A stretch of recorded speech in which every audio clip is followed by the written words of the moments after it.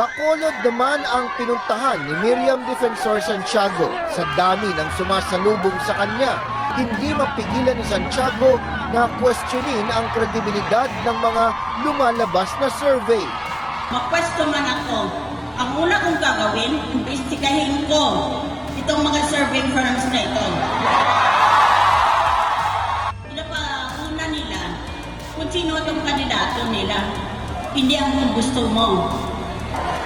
At iyan na nga ang pangamba ni Santiago na baka manalo ang hindi gusto ng tao.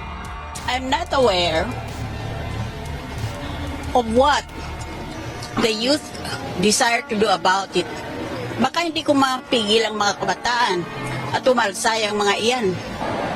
Ngayon pa lang kasi ayon kay Santiago, marami ng sinungaling sa mga tumatakbo. Itinatago po umano ang yaman pero daang milyon na ang ginagastos sa halalan. Tulad ni Mayor Duterte na hindi mailarawan ni Santiago kung anong klase ang pamumuno. If there would be a Duterte presidency, how would you describe it? I would be able to cooperate with Mayor Duterte because we are old friends. That will depend on whether he will live up to the expectations of the commercial service. Hinimok ni Santiago si Duterte na buksan ang bank records niya kung tunay na walang itinatago. Kagaya niya na handang ilantad sa publiko. There's nothing to hide in my bank accounts. I wish there were.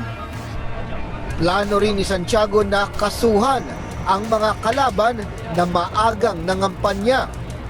Kahapon ay kinausap na rin ng Iglesia ni Cristo si Santiago pero naglahad lang daw siya ng kanyang plataforma at hindi sigurado kung siya ang dadali ng grupo.